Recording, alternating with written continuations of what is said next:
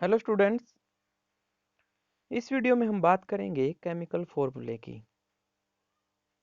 यानी हमारा जो चैप्टर चल रहा है एटम एंड मॉलिक्यूल्स, उसमें केमिकल फॉर्मूले किसको कहेंगे, कैसे कंपाउंड को लिखा जाता है, ये सारी चीज़ें आज के टॉपिक रहेंगे। It is the symbolic representation of the composition of compound. किसी भी कंपाउंड को सिंपली अगर हमें सिंबॉलिक फॉर्म में लिखना हो तो हम उस सिस्टमेटिक रिप्रेजेंटेशन को केमिकल फॉर्मूला कहते हैं। Characteristic of a chemical formula. अब यहाँ पर हमें कुछ ध्यान रखना पड़ता है। केमिकल फॉर्मूला लिखने से पहले कुछ कॉन्सेप्ट को ध्यान में रखना पड़ता है।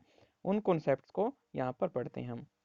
द वैलेंसी और charges on ions must be balanced. यहाँ पर दो वर्ड यूज हुए हैं, एक चार्ज है और एक है वैलेंसी। चार्ज बहुत इंपॉर्टेंट चीज होता है जब भी कोई कंपाउंड फॉर्मेशन होती है, और चार्ज और वैलेंसी को हम यहाँ पर रिलेट कर सकते हैं। हमें पता है कि कोई भी एटम इलेक्ट्रॉन्स रखता है अपने आप में, और उन इलेक्ट्रॉन्स को फिक्स ऑर्बिट्स में रखा जाता है, जिसे कहा जाता है इलेक्ट्रॉनिक कॉन्फ़िगरेशन। उस इलेक्ट्रॉनिक कॉन्फ़िगरेशन में जो सबसे लास्ट सेल होता है, उसमें कुछ फ्री इलेक्ट्रॉन होते हैं। आप कह सकते हो कि वो अनफिल रहता है वो ऑर्बिट, और उन इलेक्ट्रॉन्स में से जितने इलेक्ट्रॉन्स बॉन्ड फॉर्मेशन करते हैं वो कहलाती है वैलेंसी।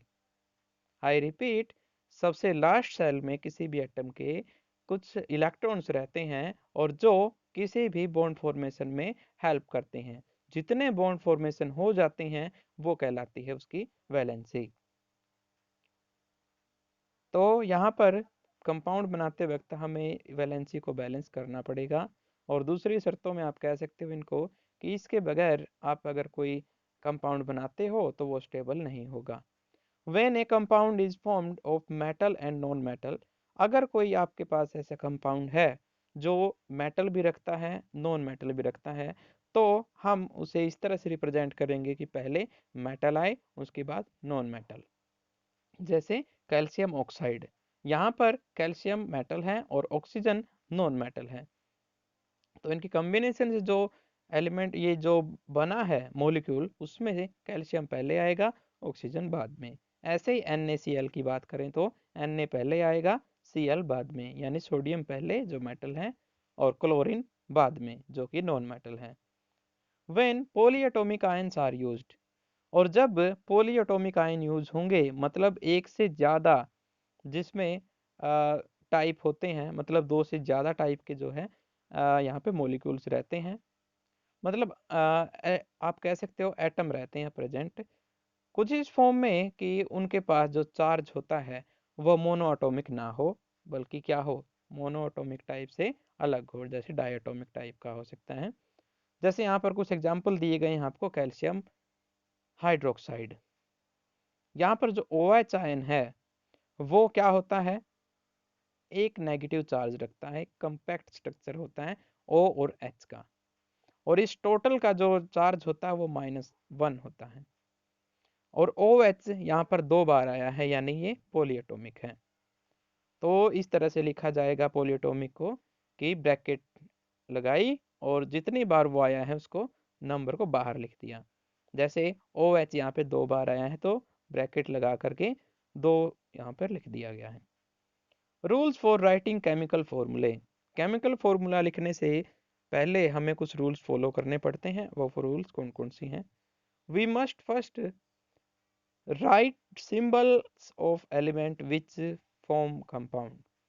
हमें सबसे पहले उन एटम्स या उन एलिमेंट्स का सिंबल लिखना होता है जो कंपाउंड फॉर्मेशन करेंगे। Second, below the symbol of each element we should write their valency, और उनके नीचे हमें उनकी वैलेंसी लिखनी पड़ती है। आगे जब हम एग्जाम्पल करेंगे तब आप इस सेकंड पॉइंट का मतलब अच्छे से समझोगे। Now cross over the valency of combining atom, तो दोनों की वैलेंसी को क्रॉस मल्टीप्लिकेशन की तरह क्रॉस लगा दीजिए डायरेक्शन के साथ। With the first atom we write the valency of second atom, तो दूसरे एटम की जो वैलेंसी होगी वो हम पहले के साथ लिखेंगे और दूसरे जो पहला एटम है उसके साथ हम दूसरे की वैलेंसी लिखेंगे। जैसे यहाँ पर एग्जाम्पल के तौर पे ही आप देख सकते हो, यहाँ पर हम बनाने वाले हैं H2S यानी हाइड्रोजन सल्फाइड। तो सबसे पहले सिंबल लिखेंगे, पहला रूल था ये। हाइड्रोजन और सल्फर हमने लिख दिया, H और S से रिप्रेजेंट कर दिए। उसके बाद हमने वैलेंसी लिखी, हाइड्रोजन की वैलेंसी 1 होती है यानी एक पॉजिटिव चार्ज ये बना सकता है। सल्फर की वैलेंसी 2 होती है यानी 2 नेगेटिव चार्ज ये बना सकता है।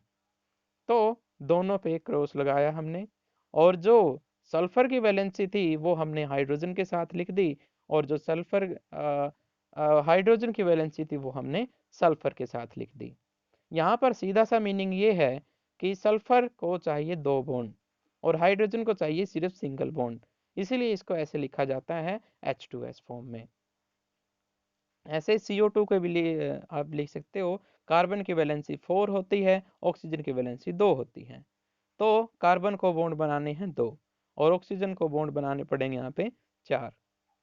दोनों एक दूसरे को बैलेंस करेंगे। अगर हम टू कॉमन आउट कर लेते हैं यहाँ से, तो जो मॉलिक्यूल बनता है वो बनेगा कार्बन डाइऑक्साइड। ऐसे ही हाइड्रोक्लोरिक एसिड के लिए यहाँ पे दिखाया गया है, हाइड्रोजन और Cl दोनों की वैलेंसी 1 1 होती है, क्रॉस लगाया और HCl लिख दिया। कार्बन टेट्राक्लोराइड, कार्बन की वैलेंसी यहाँ पे 4 है, क्लोरीन की 1 है, दोनों को हम बड़ी आराम से लिख सकते हैं। मैग्नीशियम क्लोराइड कर भी ऐसे ही लिखा जा सकता है। ऐसे ही एल्यूमिनियम ऑक्साइड, एल्यूमिनियम की वैलेंसी 3 होती है, ऑक्सीजन की वैलेंसी 2 होती है। यही वजह है जो एल्यूमिनियम का ऑक्साइड होता है वो बनेगा Al2O3। कैल्शियम ऑक्साइड में भी यहाँ पर कुछ इसी तरह से हो सकता है, कैल्शियम ऑक्साइड यानी Ca2O2। तो 2 कॉमन यहाँ पर ले सकते हैं हम, और यहाँ पर हम लिख सकते हैं कैल्शियम ऑक्साइड। उसके बाद हम बात करते हैं मोलिकुलर मास की। मोलिकुलर मास होता है किसी भी कंपाउंड या मोलिक्यूल में जो एटम है उनका मास। आई रिपीट, मोलिक्यूल में जो एटम प्रेजेंट होते हैं उन सभी का मास इकट्ठा करके लिख दिया जाए तो वो मोलिकुलर मास कहलाता है। Example, molecular mass of H2O। तो हाइड्रोजन का मास 1 होता है, हाइड्रोजन का जो मास होता है वो 2 होता है, और जो है यहाँ पे 1 होता है, और उसको 2 से मल्टीप्लाई करेंगे इसकी एटोमिसिटी के साथ, और ऑक्सीजन को फिर लिखेंगे उसका यहाँ पर मास लिखेंगे 16 होता है। जो टोटल मास होगा वो 18U निकल आएगा यानी कि 18 atomic mass unit. Formula unit mass, यहाँ पर थोड़ा सा आप चेंज देख सकते हो कि अगर आयंस हो किसी कंपाउंड में तो हम उसको फॉर्मूला यूनिट मास कहते हैं। It's the sum of atomic mass of ions and atoms present in formula for a compound. किसी कंपाउंड में अगर आयंस प्रेजेंट है तो उसके मास को हम लिखेंगे फॉर्मूला यूनिट मास। जैसे NaCl की अगर हम बात करें तो Na का जो मास होता है वो 23 AMU होता है, और क्लोरीन की अगर हम बात करें तो वो होता है 35.5 AMU। तो ये इस तरह से फॉर्मेशन होती है, और टोटल को क्या कर देंगे फिर सम कर देंगे, mass into atomicity plus mass of second atom, और साथ में मल्टीप्लाई करेंगे उसके एटोमिसिटी। अब हम बात करते हैं आयंस की। आयंस क्या होते हैं? आयंस होते हैं एटम की अनस्टेबल स्टेट, यानी जब भी एटम कोई इलेक्ट्रॉन लूज करता है या इलेक्ट्रॉन गेन करता है तो उसका जो इलेक्ट्रॉनिक स्ट्रक्चर है वो डिस्टर्ब होता है, और उससे उसके ऊपर चार्ज आ जाता है। इलेक्ट्रॉन अगर वो गिव अप करेगा, बाहर करेगा, तो उसके ऊपर नेट पॉजिटिव चार्ज रह जाता है, और अगर वो इलेक्ट्रॉन को एब्जॉर्ब कर लेता है, मतलब अपने अंदर ऐड कर लेता है, तो नेगेटिव चार्ज जो पड़ जाता है, नेगेटिव आयंस बनता है उस केस में। तो 2 तरह के आयन होंगे, एक पॉजिटिव आयन और एक नेगेटिव आयंस। जैसे कुछ यहाँ पर पॉजिटिव आयन दिए गए हैं, Na+, K+, कैल्शियम 2+ है, एल्यूमिनियम 3+ है। जैसे कि हम बात कर चुके हैं, ये वैलेंसीज हैं, जितने पॉजिटिव चार्ज उतनी ही वैलेंसी, जितने नेगेटिव चार्ज उतनी ही वैलेंसी। ऐसे ही नेगेटिव चार्ज के भी कुछ एग्जाम्पल दिए गए हैं। क्लोरीन की वैलेंसी जैसे यहाँ पे दिखाई गई है -1। यहाँ पर 1 नहीं लिखा जाता, बाय कन्वेंशन आप यहाँ पर 1 ही समझेंगे इसको। और OH नेगेटिव के ऊपर भी एक माइनस है, मतलब ये भी एक 1 वैलेंसी वाला एक स्ट्रक्चर है। SO4 और 2 नेगेटिव यहाँ पर 2 वैलेंसी वाला स्ट्रक्चर है। We can classify ions in 2 types. हम किसी भी आयंस को, इन जो आयंस हमने पढ़े हैं उनको दो तरह से डिवाइड कर सकते हैं। एक होते हैं सिंपल आयन, जिनमें हम एक ही फॉर्म लिखते हैं और आयंस के ऊपर चार्ज होता है वो स्पेसिफिक लिखा जा सकता है, जैसे मैग्नीशियम 2+, Na+, ये वाली चीजें। और एक होते हैं कंपाउंड आयन, जिनमें वैलेंसी एक ग्रुप की आती है, ना कि एक सिंगल एटम की। जैसे NH4 में आप N और H यहाँ पर देख सकते हो, जैसे CO3 में C और O देख सकते हो, एक ग्रुप बना हुआ है। तो ये कंपाउंड आयन कहलाते हैं। तो आप यहाँ पर नोट कर सकते हो इनको। OH आयन जैसे हो गया, ये हाइड्रोक्साइड आयन है, ये वाले हैं। फिर हम बात करते हैं केमिकल फॉर्मूला की, जो आयनिक कंपाउंड बनाते हैं। ये वाले कंपाउंड जो अभी तक हमने पढ़े कि एक सिंपल आयन होते हैं और एक कंपाउंड आयन होते हैं, ये दोनों मिल करके क्या बनाते हैं, अलग कंपाउंड बनाते हैं, जिनको आयनिक कंपाउंड कहा जाता है। आयनिक मतलब यहाँ पर बॉन्ड जो होंगे वो आयंस के बीच में बनेंगे।